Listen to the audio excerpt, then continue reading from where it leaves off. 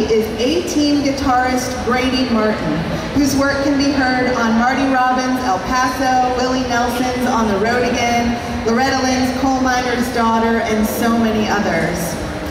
This year's Veterans Era artists are Jim Ed Brown and the Browns, whose sophisticated sibling harmonies help define the Nashville sound and bring country music to a wider audience. Their breakout song, The Three Bells, was a 10-week #1 country hit in 1959, and the group joined the Grand Ole Opry in 1963. After his sisters Maxine and Bonnie retired, Jim Ed went on to have a successful solo career, scoring hits with songs like Papa Top, Morning, and Southern Loving.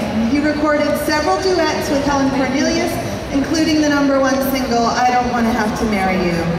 Jim Ed was scheduled to be with us today, but sadly, he lost his battle with cancer last night and died at the age of 81.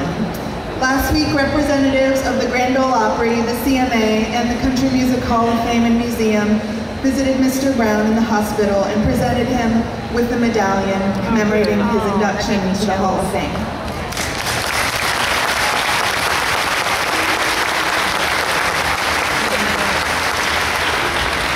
In the Modern Era Artist category, we have our special guest today, the Oak Ridge Boys.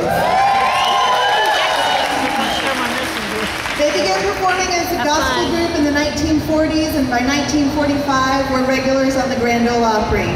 The group evolved through several decades, genres, and members. Eventually, they altered their focus to country music and coalesced into the current lineup of Dwayne Allen, Joe Bonsall, William Lee Golden, and Richard Sturban, whose high-energy vocal harmonies brought crowds to their feet and took the group to new heights of popularity with their 1977 album, Y'all Come Back Saloon. They produced crossover hits such as Elvira, Bobby Sue, and American Made, and won numerous CMA awards and Grammys. And we have an amazing host today, Keith Bilbrey. His career began as a disc jockey at WSM, and later he became the announcer for the Grand Ole Opry and host of TNN's Grand Ole Opry Live. Today, Bilbrey is the announcer on Larry's Country Diner, Music City Roots, as well as the host of Roots Radio Hour on Hippie Radio and the syndicated radio show Classic Country Today, and he is in the Tennessee Radio Hall of Fame this year. Please welcome Keith Bilbrey and the Oak Ridge Boys. Thank you, Eddie. Thank you for coming. It is such an honor to be here with you. Joe Bonsall, Dwayne Allen, Richard Sturban, and William Lee Golden. Gentlemen, welcome. You know, I'm just itching for a good gospel song. Could you just do us a little something here before we go? I love to tell the story of unseen things above, of Jesus and His glory, of Jesus and His love. I love to tell the story because I know it's true. It satisfies my longing as nothing else can do. I love to tell the story. Will be my theme and glory to tell the old story of Jesus and His love.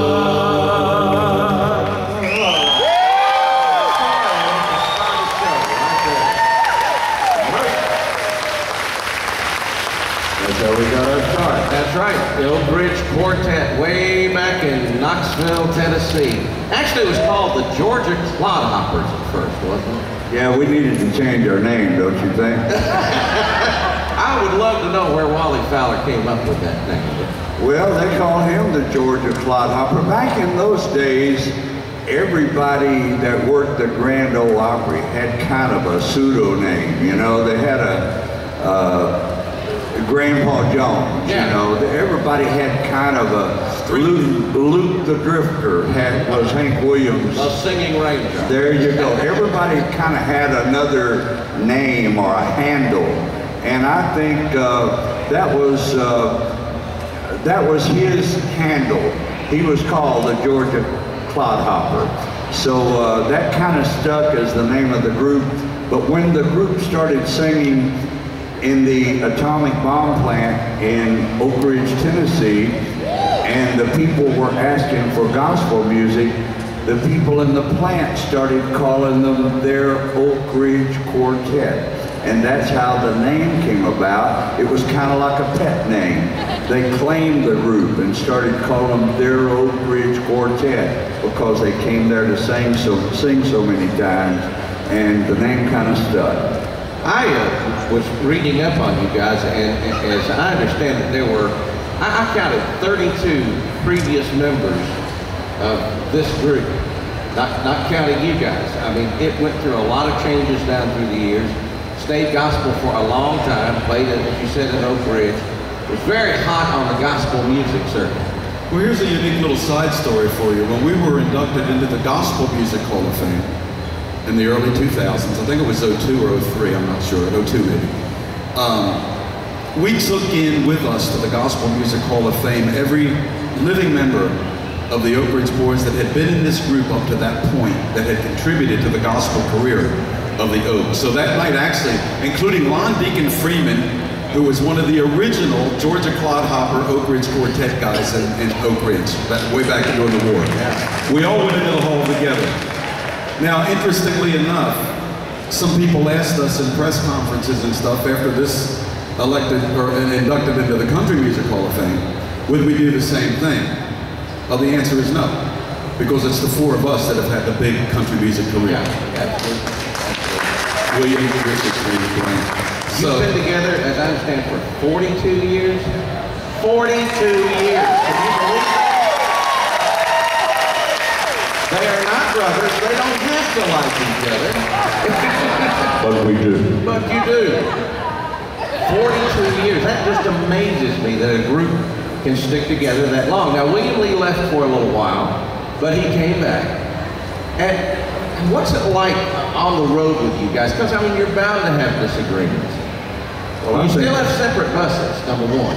Well, we do, but our band and crew has the other bus. Ah. The four of us travel in the same bus with the people who take care of us and drive the bus. And we are separate individuals. We're all four strong personalities. We're just as different as night and day between the four of us. But when we come together as the Oak Ridge Boys and all put everything that we bring to the table onto the table as a one, that is the mixture of Oak Ridge Boys. I think it's the rub of our different personalities that makes it magical. Because there are people in this audience that would be a fan of Joe or William Lee or Richard, or maybe someone might like my singing, that we might be their favorite, but maybe not the others. But if you listen to our songs, every member of this group has had a hit record singing the lead with the Oak Ridge Boys. And talk a little bit about blend. You know, you put four voices together, may or may not blend, but you guys have a blend that's almost, that is almost family. It's such a good I blend. said one time you could line up 10,000 guys and keep yanking four guys out of the lineup and put them behind microphones, and you'll never get an Oak Ridge Boys. Yeah. It wouldn't happen. There's too much water under too many bridges, too many miles, a lot of dreams, and we've done it all together as a group. In my new book, On the Road with the Oak Ridge Boys, that's a plug. I wrote that the Oak Ridge Boys is the wheel and we are the spokes of the wheel. And one of the reasons we get along so well is because we all realize that, well, like Dwayne said, we all bring something different to the table, but the big picture is the Oak Ridge Boys. That's what matters. It's bigger than us. It's an entity of its own. and the four of us contribute to it. And you ask about getting along, man, we get along great because of that Oak Ridge Boy thing. And when people, I tried to explore in this book why we still do it and why we don't slow down and why retirement is not in our vocabulary. It's because I think as long as God gives us health and the ability to sing, and sing well, none of us to a man wants to ever see this great legacy that we have built come to an end. Yeah, we're all for that. And you still get out there and hop around. I just amazes me. I could have amazes me too, Keith. He's going to break a hip. I know he's going to break a hip. Or maybe he's not going to break a hip. And then there's Richard Sturban with that big, deep voice. Every radio guy in the world hates you, you know that. You know, what I jokingly tell people from time to time, and quite often people comment on my voice, I say, you know, if it wasn't for this voice, I would have to get a real job. I would have to work for a living. Yeah, that would be tough. Instead of having fun and doing what I'm doing. Yeah. Well, 1977 was the year that you guys really kind of switched over from gospel to country. I know those were kind of lean years for you because people didn't necessarily just jump right on that bandwagon. Well, we didn't go to bed as a gospel quartet, wake up as country hit makers, that's for sure. There was a lot of years in there in between that were struggling years, and people like Johnny Cash and people like Jimmy Dean really was there to help us out and guide us along. And you had on this stage a minute ago with Dwayne Allen, Jim Halsey, our godfather. Yes. We met Jim in 1975, and I think it's one of the greatest things that ever happened to us. Jim was able to then start to guide our career, to guide where we went with our recording career, and it's a long story that a lot of people know, but when Y'all Come Back Saloon finally hit in 1977, that was the beginning of a large career for the Oak Ridge Boys. Yes. And it did a few favors for Sharon Vaughn, who wrote the song, too. She did us a favor by letting us cut that song. Yeah, what a great song. I mean, that's one of those I love to hear. I never get tired. Well, you know, it was one of those kind of things where Music Row at that time, when that came out with that song, it's like a lot of the powers that be in country music said, whoa, here come the Oak Ridge Boys. Yeah, and you were there. It was a cool time for us. You were there to stay. Up to that point, it had been kind of not terribly successful, I guess is the way to say. It was an unusual period of time in country music. We had gone around for 2 or 3 years trying to get a major record label to just give us a chance. And we had been to all of them. And the one last record label that was left that we had not talked with was ABC Dot. Jim Fogelsong was the head of that label. And Jim Halsey was real close with Jim Fogelsong. And he said, I think if we can get you boys off of CBS, we were on a major label, but they didn't know what to do with us. He said, if we can get you off of CBS label and get you on ABC Dot, we think we can get your country music career going. So we got off of CBS, we signed with ABC Dot the next day, and Jim Fogelsong got us our legendary producer, Ron Chancey. Ron Chancey at that time was producing all of those Miller beer commercials that were everywhere. He was making millions of dollars with beer commercials, and Jim Fogelsong asked him to record this gospel group that's going country. He was afraid he was going to lose all of his beer commercial money coming in. But he went to Oklahoma City to see us anyhow. We had some dates that were booked by Jim Halsey. We were at the Lincoln Plaza Dinner Theater and working there for a week. And Ron Chancey came up to listen to us to see if he could hear anything that he felt like he could produce. He saw one show, came back to town. Within a few days, we were called into his office and he played us the Y'all Come Back Saloon. And it was just that simple, and it started happening that quickly. And one after another, Ron Chancey started bringing in songs that fit the Oak Ridge Boys and what we would record. We were very particular. We didn't want to record cheating songs. We didn't really want to record drinking songs. In fact, the Y'all Come Back Saloon had a couple of lines in it we didn't want to record. There was a line, lifting high his glass of whiskey. We decided we didn't want to sing about whiskey in our first country record.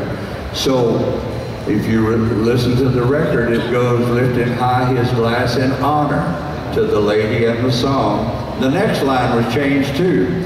He paid his tithe was the first line. We had it changed to he paid his check.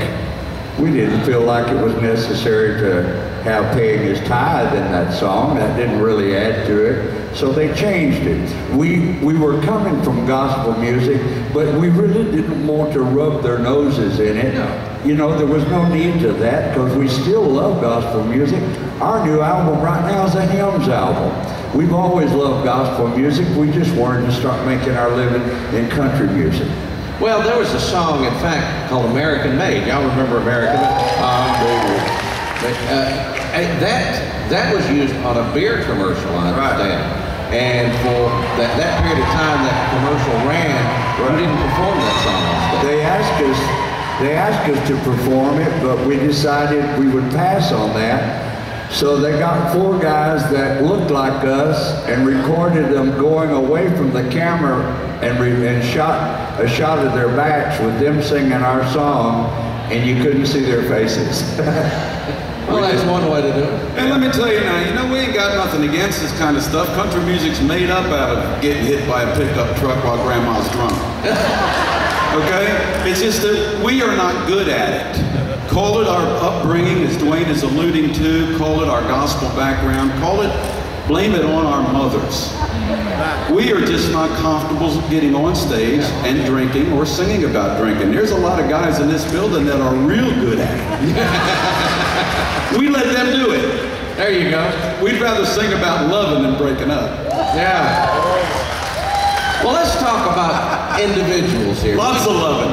William Lee Golden. Lots of loving. Yeah, I'm for that. Trying to love 2 women. I remember that one.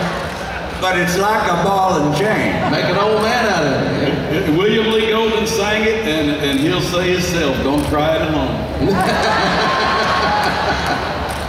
William Lee, you were born down in Alabama, Rootin, Alabama. Well, tell us a little bit about your upbringing and how you came to be a member of the Oak Ridge Boys.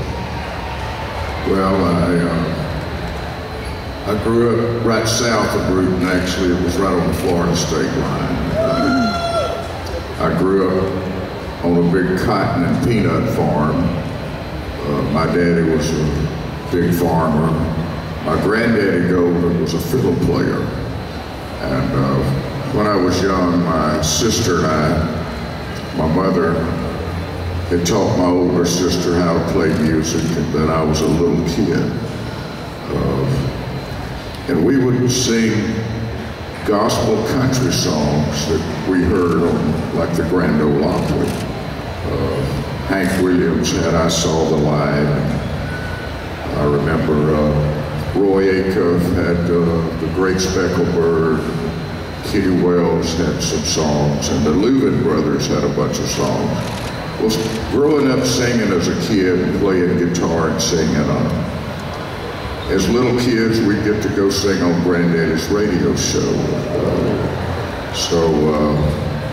Consequently, we would get invited to go to different churches and sing and play, and school assemblies and things. And growing up singing like that, and we'd sing at different places. All the big, exciting things going on around Rootin, we would get to sing at, like service station openings. There you go.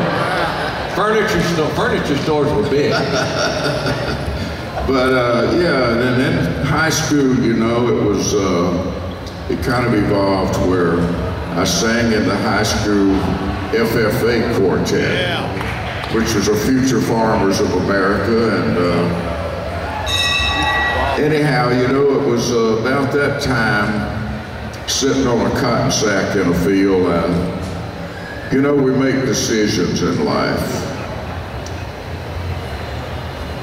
I thought about it hard, and I said, you know, I thought to myself, I'd rather sing than pick cotton.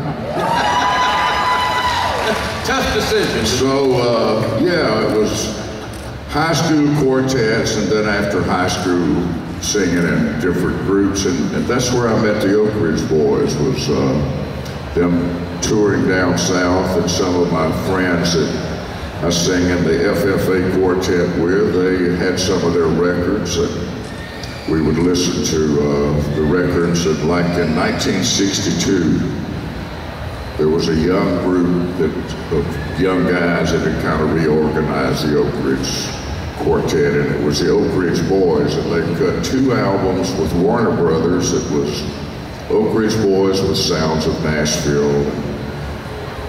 It was during the folk era, and they also cut one called Folk-Minded Spirituals for Spiritual-Minded Folk. And those were really innovative and stimulating albums to me as a kid growing up.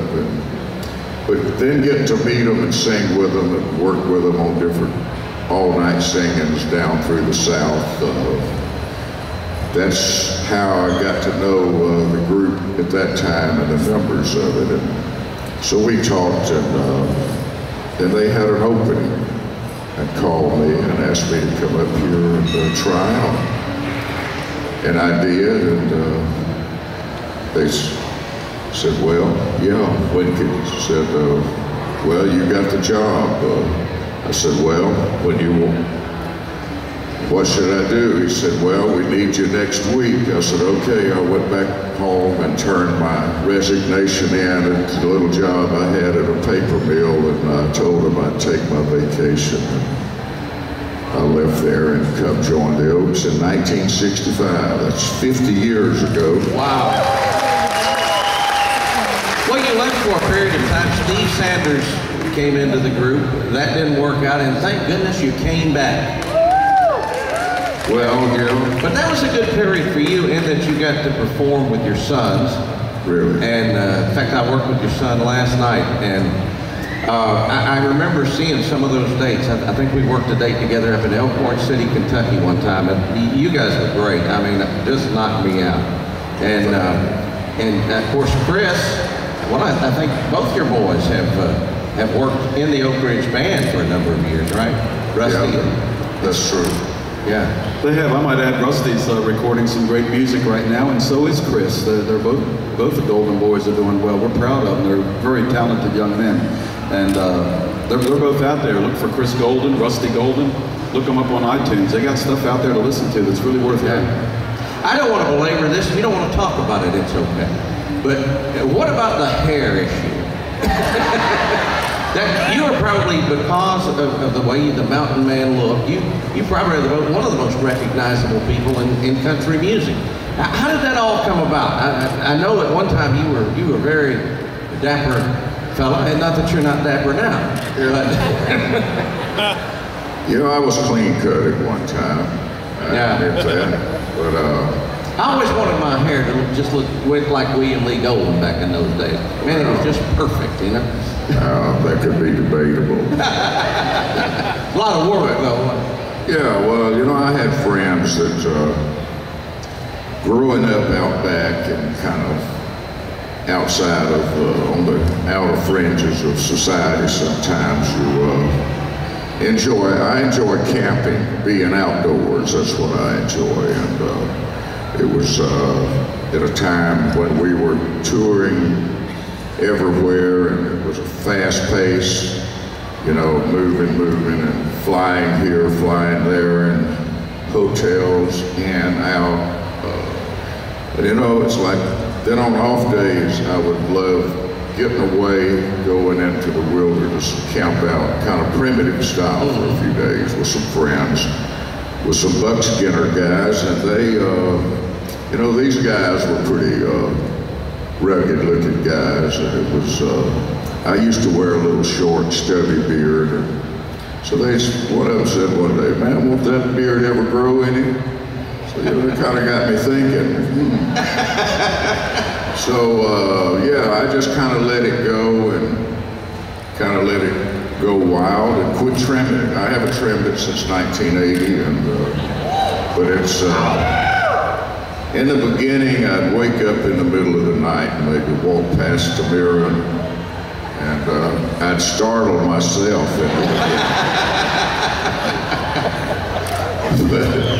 But you kind of get used to it after a while. Yeah. And Duck Dynasty came back on TV and you were in style suddenly again, right? Yeah, it caught back up, didn't it? You know what bothers me is every time you go somewhere and people want to compare Golden's beard to like ZZ Top or the Robertsons. Yeah. He's got a better beard than all of those guys. All of them put together. All of them put together, I'm telling you. I mean, I love the ZZ Top guys. They're good buddies of ours, but that's some ugly beards, man. I'm ratty looking. Yeah. Purple. One guy, yeah, it's kind of purple, yeah. Who would dye their beard purple? I don't know. It's natural. Been drinking too much grape Kool-Aid, I guess. Well, from Bruton, Alabama to Camden, New Jersey, Richard Sterling, the voice. The man best known for Pa, I guess. Papa Mau. Yes, yes. You, I guess the first time I became aware of you was with the Stamps Quartet. Well, for about 2 years prior to joining the Oak Ridge Boys, I sang in a group called J.D. Sumner and the Stamps Quartet. Yeah, I wanted to ask you about that. As great as your voice is, how intimidating was it to sing with J.D. Sumner? Well, actually, it was a very good experience for me personally. I love J.D. I would spend hours sitting in the back of a bus with J.D. and we would talk about bass singing. You know, bass singers are a totally different animal than regular singers, if I can put it that way. They really are. Well, you said it, I didn't. And we would talk about that. J.D. would talk about the psychology of singing bass. And one thing sticks out in my mind. He told me, you know, there's a little man in your head that tells you you cannot hit that low note. You got to learn to tell him that he's wrong and defeat him. And yeah, I think that was pretty good advice, really. Yeah. It was. Yeah. Boy, he could go down there. Could you match him note for note? No, not really. And I don't know. You know, JD is in the Guinness Book of World Records as the world's lowest bass singer. You know, and I don't know if I could ever do that, but obviously I can sing pretty low. You get right down there. You better believe it. JD, I was interviewing him one time, and he said he never remembered his voice changing. He said, as far back as I can remember, I had a deep voice. Not as deep as it was when he became an adult, but certainly in the lower register. Were you that way? Well, you know, I remember the first singing that I ever did, believe it or not. I was a boy soprano, and I was about 6 years old. I was in Sunday school, and I remember that experience. You know, I don't remember the song I sang, but I can picture that whole thing. I can picture the congregation of people, and I can picture myself on stage. And I felt at that early age that this is what I was meant to do with my life. You know, so, and then I had a high voice for quite a while until I was in junior high school. And in 7th grade, I was still singing tenor. The summertime between 7th grade and 8th grade, my voice made a drastic change. And when I went back for my 8th grade year, the choir teacher put me in the bass section, and obviously I've been there ever since.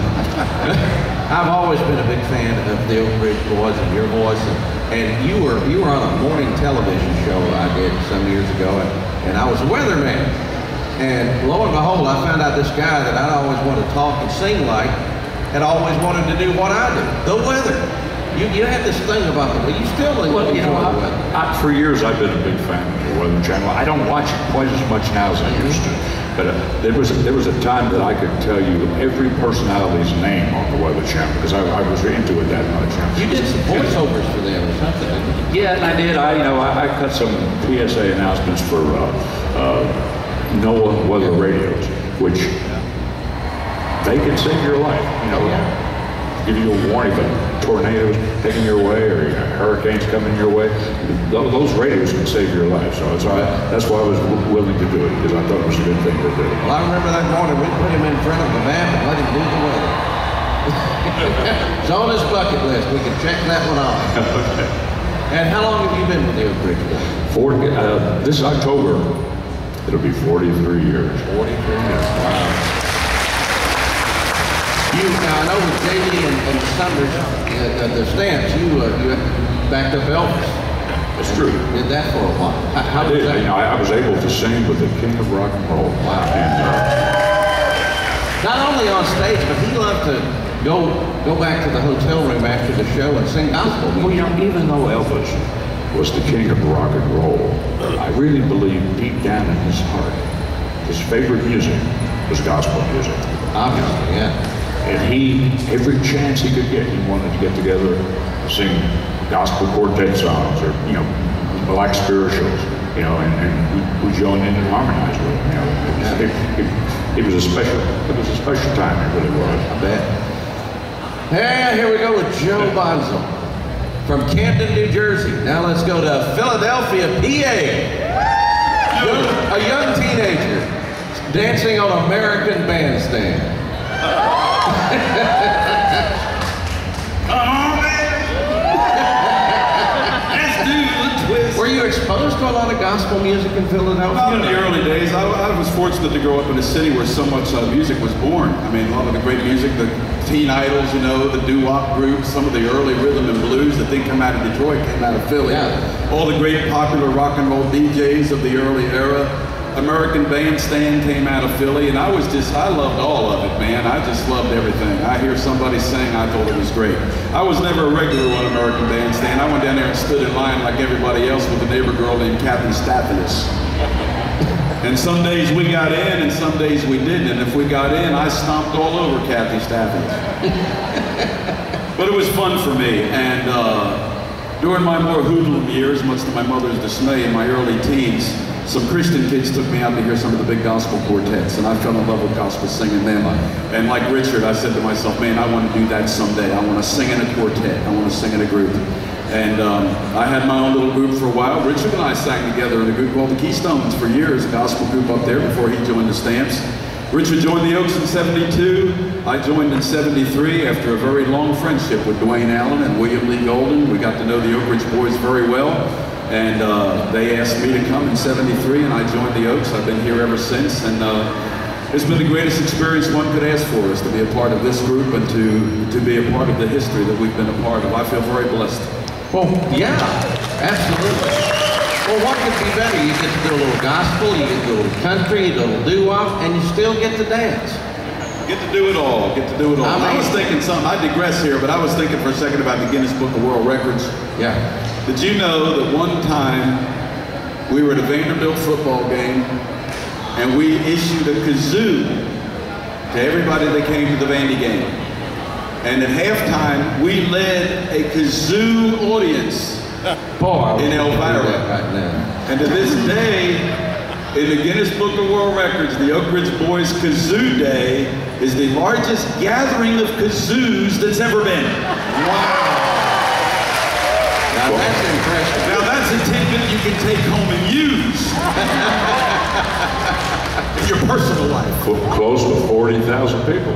Wow, that's a lot of kazoos. Blowing a kazoo, baby. Man. Well, we sang. I'm surprised it didn't set up some kind of vibration and just collapse the whole thing. Yeah. I think the world has tilted just a little bit more on its axis ever since that day at Vanderbilt. I think it has. Taylortown, Texas, Dwayne Allen. I didn't realize this, but you were kind of trained in classical music as well as gospel music. Kind of trained. Kind of trained. Obviously, it didn't take too much. Taylortown, Texas, where the entry and exit signs on the same pole. That's it. Well, I live in College Grove, Tennessee. I think my wife tells me they had a caution light that went out back in '65, and they just never bothered to fix it, you know. Well, I did study classical music because that's the only kind of music that you could get in college and universities at the time I was going to school in the 60s. They didn't have any other opportunities at all. And I wanted to learn how to read and perform and compose music the right way. So classical music is where most people would agree it all began. So studying Bach, Beethoven, Mozart, those greats that wrote the music forms over several hundred years ago and made the form that formed the classical style of music that we follow today was the type of music that I studied. And I was very fortunate. My college professor put me with some of the best teachers in the university system. A vocal instructor, piano, horn, clarinet.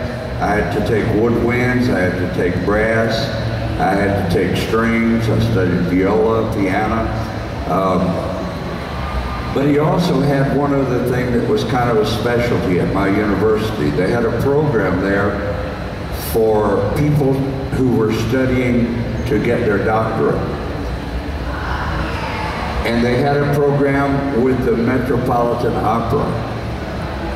R.G. Webb was the #1 tenor for the Metropolitan Opera, and he came to East Texas State University. It's now known as Texas A&M Commerce. So I got to study with him first. He graduated with his doctorate. He went to London Philharmonic Orchestra and became their top tenor, featured singer there. His understudy at the Metropolitan Opera became the top tenor to follow him there, and he followed him on into East Texas. William Abbott, I got to study with him for another year and a half. So I got to study with two great Metropolitan Opera tenors who taught me a lot about projection, how to keep my voice and save my voice from ever hurting it, how to breathe right, how to project, and they put me with the right people at the right time, and I will always be grateful for that classical training because I've never had a vocal problem. Well, that's true, boy. I've never known you. And a lot of people do. You just wear your voice out, but if you know the right techniques, you're in good shape. Oh, I get hoarse. I get sick from time to time. There have been a few times I've strained a few notes and actually lost a few notes. Sometimes it's haze that you see on the stage that I'm allergic to that, and we have to use it at a very minimal amount. Sometimes if it's overdone, and you see me coughing on stage, it's because I'm allergic to it. And on one particular night, I coughed so much I coughed out a couple of notes in my vocal range that disappeared for about 3 weeks. So other than that though, I don't have any vocal problems usually, thank God. Let's talk about your family a moment. Norley Allen, of course, sings on the Grand Ole Opry with the backup group. Your daughter and her husband, of course, he's with Marty Stewart. Apostle Paul, y'all know Apostle Paul Martin. Jamie is his wife, and they've got some kids, and they call themselves the Martin Family Circus. Right. That's quite a group. And they are just launching their family group this year, and Paul is no longer with Marty. In fact, I didn't know that. He has actually been playing with us the last few weeks to replace our steel guitar player who has had a medical procedure, Rex Wiseman. He will be back with us in a couple of weeks. But Paul has been subbing for the Oak Ridge Boys the last few weeks and will be with us through a couple more weeks. But the Martin Family Circus, that's my children and grandchildren. Look them up on YouTube. They're great.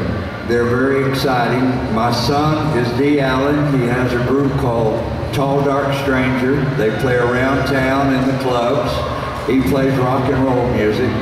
And all my family's in the music business. My wife Norley sings on the Grand Ole Opry. That's all we do. Everybody else's job is abnormal to us. Music's normal to us. There you go. I have cats. Yes. Hey, I wanted you to mention too, you're, what, 3-time author now? Or is it more than that? On the Road with the Oak Ridge Boys is my 10th published book. 10? Okay, I'm way behind. I love G.I. Joe and Lily about your mom and dad. Thank you. That's been my bestseller, and it's a real honor that I got to honor my parents in the book. And the children's books, do that. Are they still available? You can find them, especially the Molly the Cat books. Yeah. See, I said I got cats. Yeah. Yeah, cats are a big deal at my house. They kind of run the house. You know, I play banjo, Keith. You know that? I'm a banjo student. I've heard that, yeah. And just the other day, my wife came downstairs and said, "Oh, you're playing that." I said, "Well, yeah, I was." She said, "Well, that's why the cats are all in the closet." So the banjo's not as popular in my house as I would like it to be. Well, maybe you can change that. The Oak Ridge Boys roll on, folks. And this fall, you'll be going into the Country Music Hall of Fame.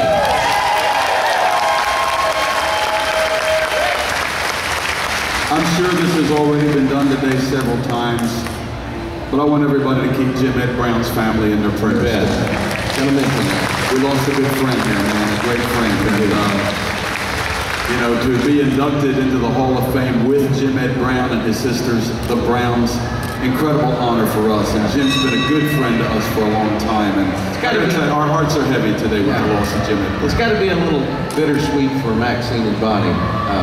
You know, they've worked with us all their lives, and I just love that whole bunch. And Jim Ed's family, great family. And Jim Ed was just such a wonderful person and loved to sing about as much as anybody I've ever known. Backstage, he was good to everybody. Yeah. Good to, everybody loved Jim Ed Brown. Backstage at the opera, he would wander from room to room, and if anybody was performing, he'd just jump right in there and sing with them. He loved to sing. Well, we had a good time just this past week when we realized that his days were getting shorter, and I learned something very special about this great organization, the Country Music Association, and the Hall of Fame people that you people need to know.